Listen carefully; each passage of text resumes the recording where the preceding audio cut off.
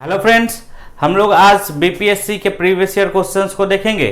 इसमें आज हम लोग ज्योग्राफी के क्वेश्चन को देखेंगे। आज हम लोग 64th बीपीएससी के प्रीलिम्स के क्वेश्चंस को देख रहे हैं।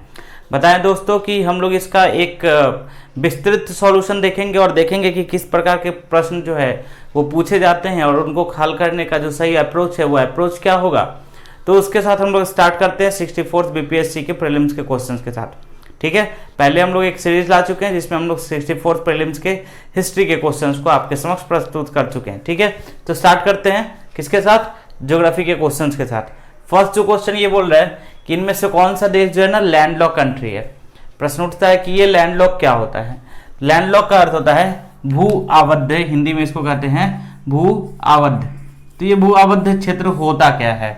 तो देखो, जो भू आबद्ध क्षेत्र होता है इसका अर्थ होता है कि यह चारों तरफ से कोई एक ऐसा क्षेत्र जो कि चारों तरफ से ना लैंड से घिरा हो, भूमि से घिरा हो। मतलब कि कोई एक क्षेत्र ए है तो इस क्षेत्र का क्या नहीं होना चाहिए, कोई भी कोस्टल लाइन यानी कि तटीय सीमा नहीं होनी चाहिए, तब उसे क्या कहा जाएगा। अगर इसकी कोई तटीय सीमा नहीं होगी तो इसे क्या कहा जाएगा, लैंडलॉक कंट्री कहा जाएगा। समझ रहे हैं। ठीक है, तो पहला तो चीज ये कि लैंडलॉक कंट्री होता क्या है। तो आप समझेंगे कि जिस क्षेत्र का कोई भी तटीय सीमा नहीं होता है उसे हम लोग क्या कहते हैं, उसे हम लोग लैंडलॉक कंट्री कहते हैं। अब देखते हैं कंट्रीज को एक एक करके। तो ये सारे जो कंट्रीज हैं, ये सारे कंट्रीज कहाँ के हैं, तो ये सारे कंट्रीज यूरोप के हैं।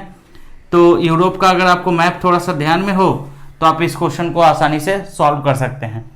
तो पहला जो है वो है बेल्जियम। फर्स्ट स्टेटमेंट किसकी बात कर रहे हैं, बेल्जियम की। तो अगर आपको याद हो तो बेल्जियम जो है ना यूरोप में बिल्कुल ऊपरी भाग में है और इसके आगे, बेल्जियम के आगे जस्ट यहाँ पे क्या है ना, एक आपको देखिएगा तो यहाँ पर जो है ना नॉर्थ सी यानी कि उत्तरी सागर अवस्थित है। ठीक है, अब उत्तरी सागर से इसकी सीमा लग रही है, तो उत्तरी सागर से सीमा लग रही है तो क्या बेल्जियम भूआबद्ध होगा, बिल्कुल नहीं। तो इसके कुछ फैक्ट्स जो है उसको जान लेते हैं बेल्जियम के बारे में, फिर आगे हम लोग स्टेटमेंट्स को देखेंगे, अगले अगले ऑप्शंस को देखेंगे। तो फैक्ट क्या है, सबसे पहला कि यहीं के पास ना एक कील नहर है। पहले तो एक देख लेते हैं इसके पास ही में क्या है, कौन सा नहर है, कील नहर। और कील नहर जो है वो क्या करता है कि इस कील नहर से नॉर्थ सी और इधर में है बाल्टिक सी। ठीक है, तो नॉर्थ सी और बाल्टिक सी जो है ना जो मिलता है वो किसके कारण मिलता है, तो कील नहर के कारण मिलता है, पहली बात। दूसरी बात, यहां पर बेल्जियम में एक शहर है एंटवर्प शहर। ठीक है, ये जो एंटवर्प शहर है ये किस चीज के लिए फेमस है, सो समझते हैं। ये एंटवर्प शहर फेमस है, हीरे तराशने का विश्व का सबसे बड़ा केंद्र है। ठीक है, हीरा तराशने का विश्व का सबसे बड़ा केंद्र है। नाम क्या है इसका, एंटवर्प शहर। तो ये जो बेल्जियम के बारे में कुछ फैक्ट था और ये हमने देख लिया कि बेल्जियम जो होगा वो ऑप्शन में नहीं होगा, क्योंकि यह जो है इसकी जो तटीय सीमा है वो किसके साथ लगती है, तो उत्तरी सागर के साथ लगती है। समझ गए। सेकेंड स्टेटमेंट देखते हैं। तो सेकेंड ऑप्शन जो है वो दिया हुआ है आपको हंगरी। तो हंगरी जो है ना वो देखेंगे आप लोग, अगर आप लोग मैप के अंदर देखिए तो स्लोवाकिया, मैं कंट्रीज का नाम बता रहा हूं, स्लोवाकिया, हंगरी, ठीक है, क्रोएशिया है ना, ऑस्ट्रिया, इन सारी कंट्रीज से चारों तरफ से घिरा हुआ है। तो ये जो है ना ये क्या है, एक लैंडलॉक कंट्री है। तो इसका जो आंसर होगा वो क्या होगा, हंगरी होना चाहिए। लेकिन चूंकि इसमें से एक आंसर ऑप्शन क्या होता है, मोर देन द अबव। ठीक है, मोर देन द वन, तो इसलिए हम लोग को चारों स्टेटमेंट देखना पड़ेगा। समझ रहे हैं। नेक्स्ट जो है वो क्या है, रोमानिया। तो रोमानिया को आप देखिएगा तो इसकी जो सीमा है ये भी यहाँ पर बाल्कन प्रायद्वीप के पास में है। ठीक है, बाल्कन प्रायद्वीप के पास में है। तो देखिएगा कि इसकी जो सीमा है ना वो किससे टच करती है, तो इसकी सीमा ब्लैक सी से यानी कि काला सागर से इसकी सीमा टच करती है। तो ये ऑप्शन नहीं होगा। तो फर्स्ट ऑप्शन हमने कट कर दिया था, थर्ड ऑप्शन भी क्या कर दिया, कट कर दिया। फोर्थ हम लोग देखते हैं यूक्रेन के बारे में। तो यूक्रेन के बारे में पता ही होगा आपको, ये रशिया का पार्ट था और अभी क्रीमिया विवाद के कारण ये चर्चा में रहता है। इसकी सीमा भी आप देखिएगा तो किससे इसकी सीमा टच कर रही है, तो इसकी सीमा टच कर रही है आपको ब्लैक सी से। तो ब्लैक सी से इसकी सीमा टच करने के कारण यानी कि काला सागर से इसकी सीमा टच करने के कारण हम देखते हैं कि यूक्रेन भी इसका आंसर नहीं होगा। ठीक है, तो हमने देखा कि बेल्जियम, रोमानिया और यूक्रेन इन सभी की सीमा जो है ना किसी न किसी जलीय भाग से लग रही है। तो आंसर जो इस प्रश्न का जो उत्तर होगा वो क्या होगा, हंगरी। ठीक है, अब हम लोग सेकेंड क्वेश्चन को देखते हैं, जो कि बीपीएससी 64th में ही पूछा हुआ है। वो ये बोल रहा है कि इनमें से कौन सा द्वीप जो है ना वो क्षेत्रफल के आधार पर सबसे बड़ा है। ठीक है, तो क्षेत्रफल के आधार पर मतलब एरिया के अकॉर्डिंग जो है ना कौन सा आइलैंड जो है वो सबसे बड़ा है। पहली बात, आइलैंड का मतलब क्या होता है सोच समझ लेते हैं। तो आइलैंड जो होता है, द्वीप जो होता है, वो क्या होता है कि वो जो चारों तरफ से वाटर बॉडी से घिरा होता है। ठीक है, ये लैंड का पोर्शन होता है और लैंड का पोर्शन चारों तरफ से किससे घिरा हुआ होता है? वाटर से घिरा हुआ होता है, तो उसको हम लोग क्या बोलते हैं? द्वीप बोलते हैं। ठीक है, ऐसे विश्व में कई सारे द्वीप हैं जिनके बारे में हमको जानना है। तो सबसे पहले कुछ द्वीपों के बारे में देखते हैं। यहां पर ध्यान दीजिएगा कि विश्व का जो सबसे बड़ा द्वीप है वो है आपका ग्रीनलैंड। लेकिन ये जो ग्रीनलैंड है और ये पड़ता है आपको कहां पे? नॉर्थ अमेरिका में पड़ता है और इसके ऊपर डेनमार्क का आधिपत्य है। ठीक है, डेनमार्क का अधिकार है ना। लेकिन देखिए कि पूछा है कि क्षेत्रफल के आधार पर सबसे बड़ा है और फर्स्ट जो ऑप्शन है ग्रीनलैंड का, ये ग्रीनलैंड का ऑप्शन नहीं दिया हुआ है। ग्रीनलैंड के बाद जो दूसरा सबसे बड़ा आइलैंड है इसका नाम है आपको न्यू गिनिया। ठीक है, न्यू गिनी। और ये जो न्यू गिनी है ये कहां पे है? तो ये ओशानिया में है। ठीक है, ऑस्ट्रेलिया और उसके आसपास का जो क्षेत्र है वहां पर ये न्यू गिनी पड़ता है। तो सेकेंड जो सबसे बड़ा आइलैंड है उसका क्या नाम है? ओशानिया। थर्ड अगर हम लोग देखें तो थर्ड वाले का नाम है बोर्नियो। ठीक है, याद करते हैं। सबसे पहला कौन सा हो गया? ग्रीनलैंड। ग्रीनलैंड के बाद क्या हो गया? New Guinea. न्यू गिनी के बाद क्या हो गया? बोर्नियो। तो बोर्नियो के बारे में जानते हैं कहां पे है? तो पहला बात तो कि ये इंडियन ओशियन में है। और इंडियन ओशियन में कौन से जगह पे है सो देख लेते हैं। तो कौन कौन से राष्ट्र के अंदर आता है सो थोड़ा सा इसके बारे में देख लेते हैं। तो ये जो है ना आपको मलेशिया, ब्रुनेई और इंडोनेशिया, इन तीनों क्षेत्रों में आता है। इंडोनेशिया वाले को क्या कहा जाता है? कालीमंतान भी कहा जाता है। और इंडोनेशिया का यह जो भाग है यह दोनों गोलार्धों में अवस्थित है, उत्तरी और दक्षिणी दोनों गोलार्धों में। ठीक है, तो थर्ड जो हो गया, सबसे पहला कौन सा हो गया? ग्रीनलैंड। ग्रीनलैंड के बाद न्यू गिनी। न्यू गिनी के बाद क्या हो गया? बोर्नियो। ठीक है, बोर्नियो के बाद जो फोर्थ नंबर पे है वो है मेडागास्कर। ये मेडागास्कर कहां पे है? अफ्रीका के बगल में है। ठीक है, अफ्रीका जो है और अफ्रीका और मेडागास्कर के बीच में क्या है? मोजाम्बिक चैनल है, आपको याद होगा, है ना। तो जो फोर्थ हो गया वो कौन सा हो गया? फोर्थ आपका हो गया मेडागास्कर, अफ्रीका के अंदर है। फिफ्थ जो है वो क्या है? बैफिन द्वीप, कनाडा का भाग है ना। फिफ्थ जो हो गया वो कौन सा हो गया? बैफिन हो गया। सिक्स जो है वो क्या है? सुमात्रा, ये भी इंडोनेशिया का भाग है, एशिया के अंदर, है ना। समझ रहे हैं। सेवेंथ जो है वो क्या है? Great Britain.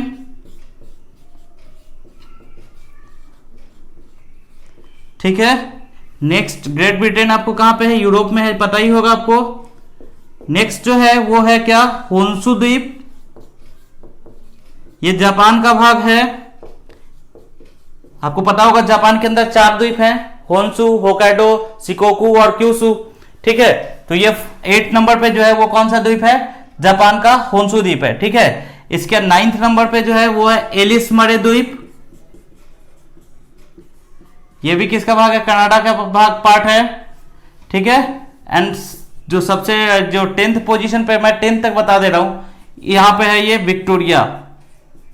तो आपको सारे नहीं याद करने हैं, ये भी कनाडा का पार्ट है, लेकिन एटलीस्ट 3-4 तो याद होने चाहिए, क्योंकि यूपीएससी और बीपीएससी बराबर ऐसा करती है कि वो पहला दूसरे को हटाकर तब वो नंबर देती है। ठीक है, तो वहां पर आपको कंफ्यूजन हो जाए, ऐसा नहीं होना चाहिए। तो इसलिए मैंने आपको 10 लिख दिया है, आपको एटलीस्ट 2-3 तो ऊपर से याद होने ही चाहिए।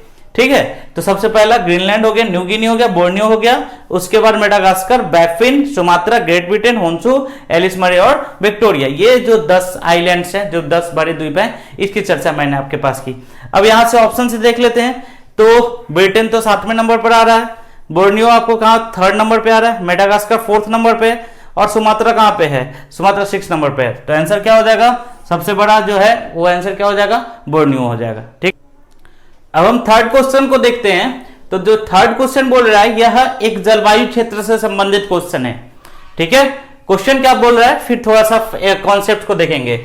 इनमें से किस क्षेत्र में भूमध्य सागरीय जलवायु नहीं पाई जाती है, ठीक है। In which of the following areas Mediterranean climate doesn't prevail, ठीक है, किस क्षेत्र में आपको भूमध्य सागरीय जलवायु नहीं पाई जाती है। आपको बता दूं कि जो पूरे विश्व का जलवायु का जो वर्गीकरण किया गया है उसमें कुल 10 प्रकार के जलवायु पाए जाते हैं, उसमें से एक प्रकार है भूमध्य सागरीय जलवायु। ये जो भूमध्य सागरीय जलवायु है ये भूमध्य सागर का जो आसपास का क्षेत्र है, तो भूमध्य सागर पहले पड़ता कहां पे है, तो ऊपर में क्या है, ऊपर में आपका अफ्रीका, ऊपर में आपका क्या हो गया यूरोप, और नीचे क्या है अफ्रीका। तो यूरोप और अफ्रीका के बीच में जो वो वाटर बॉडी है उसको क्या कहा जाता है, उसे कहा जाता है भूमध्य सागर। तो भूमध्य सागर के आसपास का जो क्षेत्र है बेसिकली यूरोप में, और इसमें कौन कौन सा जगह आ जाता है, आपको इटली हो गया, स्पेन हो गया, और आपको क्या पुर्तगाल हो गया, फ्रांस हो गया, ये सारा जो क्षेत्र पड़ते हैं उसको भूमध्य सागरीय जलवायु के अंतर्गत पड़ते हैं। बातें क्या है, कैसे ये भूमध्य सागरीय जलवायु बनती है, तो इसका भी निर्माण जो होता है वो ITCZ के मूवमेंट के कारण होता है, अंतः उष्ण अभिसरणीय क्षेत्र के मूवमेंट के कारण होता है, ठीक है। तो पहले तो समझते हैं कि भूमध्य सागरीय क्षेत्र की विशेषताएं क्या क्या हैं। सबसे पहली बात कि भूमध्य सागरीय क्षेत्र की जो जलवायु होती है उसमें गर्मियां जो होती है वो क्या होती है, काफी शुष्क होती है। सर्दियों में क्या होती है, बारिश होती है, ठीक है, याद रखिएगा, सर्दियों में क्या होती है, बारिश होती है। ये जो क्षेत्र होते हैं इन क्षेत्रों में खट्टे फल के उत्पादन के लिए एकदम जो कंडीशन होने चाहिए वो कंडीशन मिलते हैं, और यही कारण है कि इन क्षेत्रों में आपको अंगूर वगैरह का उत्पादन काफी ज्यादा होता है। और विश्व की प्रमुख जो शराबें होती हैं वो भी इन्हीं क्षेत्रों में पाई जाती है, जैसे कि ड्यूरो शराब हो गया, पोर्टो शराब हो गया, ये जो विश्व की प्रमुख शराबें हैं वो भी इन्हीं क्षेत्रों में पाई जाती है, ठीक है। तो अब समझते हैं कि क्या सिर्फ और सिर्फ उसी क्षेत्र में इस तरीके का क्लाइमेट है या कहीं और भी है, तो नहीं, प्रमुख रूप से इसी क्षेत्र में है, यूरोप का जो भाग है ये इसी में है, लेकिन इसके अलावा भी कई और क्षेत्र हैं जहां पर कि क्या है इस तरह की जलवायु पाई जाती है। तो पहले देखते हैं कहां कहां पे है, और इस तरीके के क्वेश्चंस आपको यूपीएससी और बीपीएससी दोनों में फ्रीक्वेंटली पूछे जाते हैं। तो सबसे पहली बात क्या है, सो समझते हैं यहाँ पे कि भूमध्य सागरीय जलवायु कहां कहां पे पाई जाती है। तो सबसे पहला तो हो गया कि भूमध्य सागर के आसपास के क्षेत्र, है ना।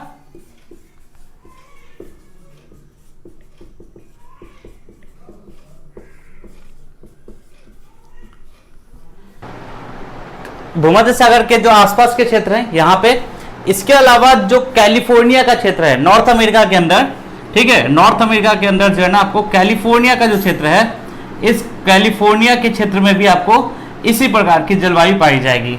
इसके अलावा साउथ अमेरिका में अगर हम लोग देखें तो साउथ अमेरिका में सेंट्रल चिली है, ठीक है, मध्य चिली के अंदर भी आपको इस प्रकार की जलवायु ही देखने को मिलेगी। और इसके अलावा आप देखेंगे तो ये जो साउथ अफ्रीका है या अफ्रीका आप बोलिए, तो अफ्रीका के अंदर आपको जो टिप है आपका, ठीक है, साउथ वेस्ट टिप, मतलब बिल्कुल नीचे ये वाला जो पोर्शन है, ये साउथ वेस्ट टिप पे देखिएगा तो आपको क्या मिलेगा, भूमध्य सागर की जलवायु जो है वो आपको देखने को मिलेगी। समझ रहे हैं। तो इस प्रकार अगर हम लोग ऑप्शंस को निकालते जाएं, और साथ के साथ आपको ऑस्ट्रेलिया का भी बिल्कुल जो नीचे वाला पोर्शन है वहां पे भी आपको इसी प्रकार की जलवायु जो है ना देखने को मिलेगी। तो अगर हम लोग इससे ऑप्शंस को खत्म करें तो देखिए यहां पर सेंट्रल चिली, तो सेंट्रल चिली तो खत्म हो गया, क्योंकि क्या पूछ रहा है कि डज नॉट, ठीक है, किस भूमध्य सागरीय जलवायु कहां नहीं पाई जाती है, ठीक है, तो सेंट्रल चिली में तो पाई जाती है, तो ये ऑप्शन क्या हो गया, समाप्त हो गया।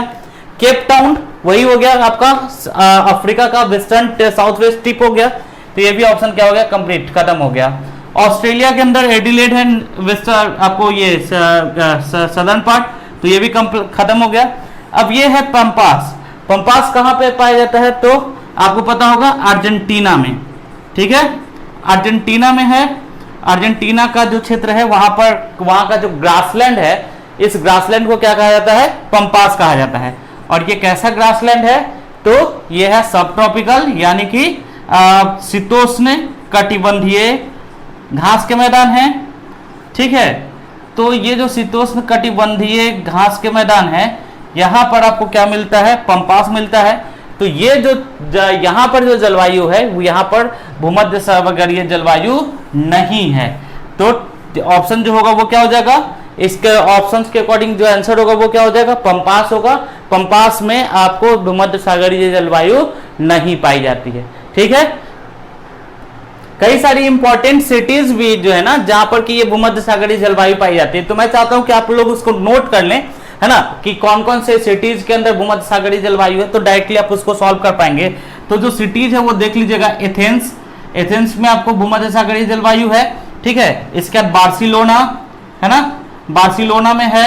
उसके बाद येरूशलम, येरूशलम का नाम आपने सुना होगा, तो येरूशलम में भी आपको भूमध्य सागरीय जलवायु पाई जाती है। वेटिकन सिटी आपको फिर से वहीं पर, कहाँ पे, ये इटली के अंदर, तो वेटिकन सिटी में भी आपको भूमध्य सागरीय जलवायु पाई जाती है। एडिलेड तो ऑप्शन में ही था, तो एडिलेड के अंदर भी भूमध्य सागरीय जलवायु है। ठीक है, इसके बाद आप देखिए केप टाउन, ये भी ऑप्शन में था शायद, तो केप टाउन के अंदर भी जो है ना वो क्या है, भूमध्य सागरीय जलवायु पाई जाती है। लॉस एंजल्स, ठीक है, तो इन सारे जगहों पे जो है ना, जो इंपॉर्टेंट सिटीज का मैंने नाम बता दिया, इसको आप एक बार नोट डाउन कर लीजिएगा। इन सारे जगहों पे आपको भूमध्य सागरीय जलवायु देखने को मिलेगी।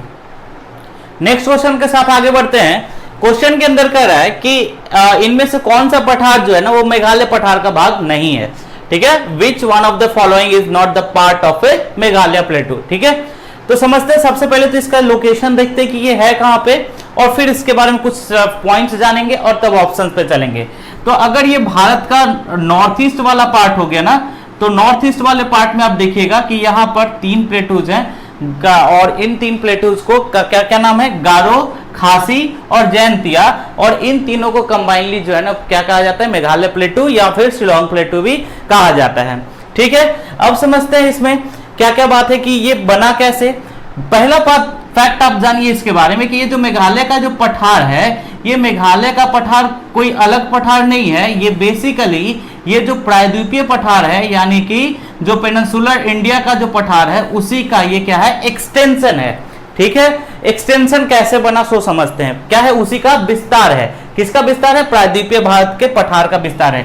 ये जो प्रायद्वीपीय भारत का पठार देखते हैं यहाँ पर, दक्कन का पठार वाला जो भाग है, इसी का ये विस्तार है। और ये संरचना में बिल्कुल छोटा नागपुर के पठार, याद रखिएगा संरचना में कैसी है, तो संरचना में यह छोटा नागपुर के पठार के समान है।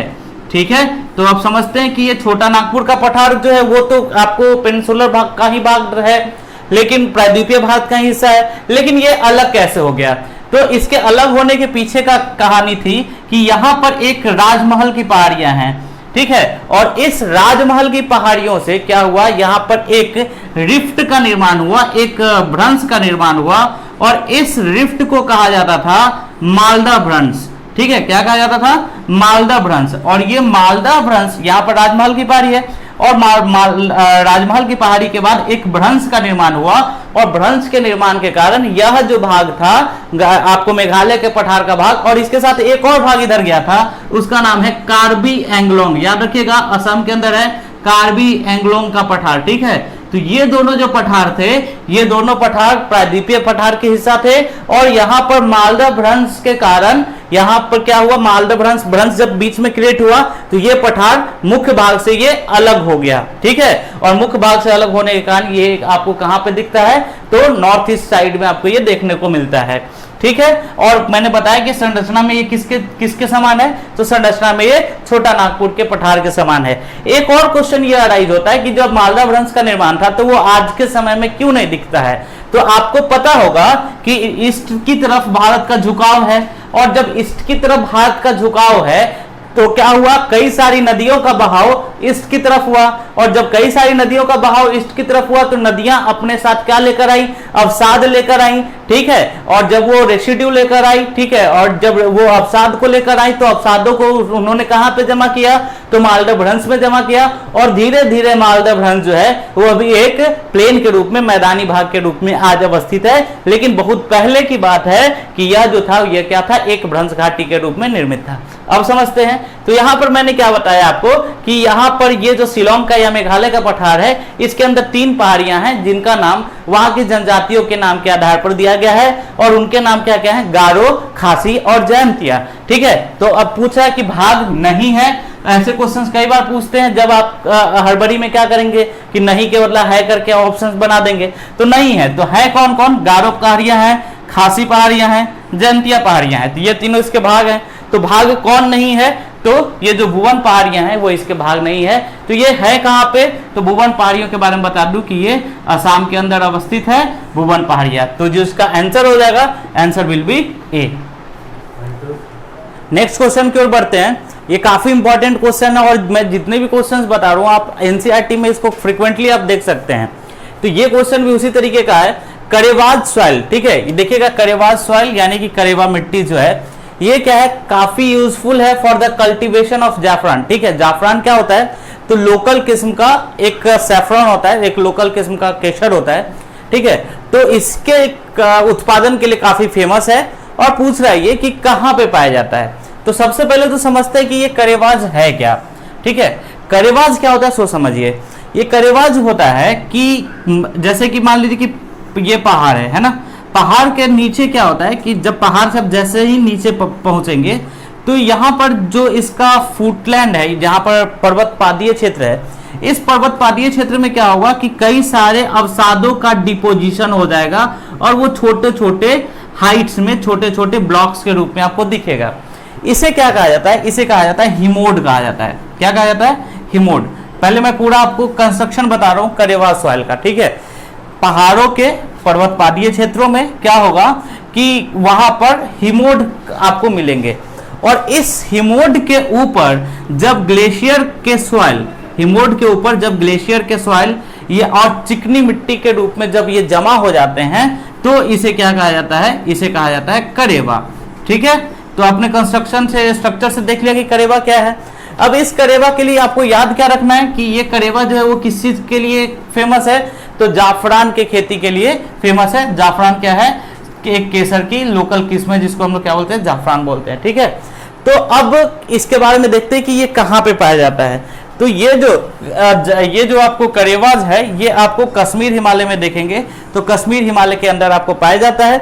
कश्मीर हिमालय के बारे में कुछ फैक्ट्स जो है वो हम आपको बता देते हैं कि यहाँ जो कश्मीर हिमालय है, ये कश्मीर हिमालय काफी दर्शनीय क्षेत्र है, देखने में काफी अच्छा क्षेत्र है। यहाँ पर कई सारे आपको क्या मिलेंगे, झील मिलेंगे, जो कि झीलें जो है वो लवणीय और अलवणीय। ठीक है, दोनों तरीके के झील आपको मिलेंगे। लवणीय झीलों में आप देखिए पंगोंग सो, ठीक है, सो मुरारी, ये सारी झील लवणीय झील है ना।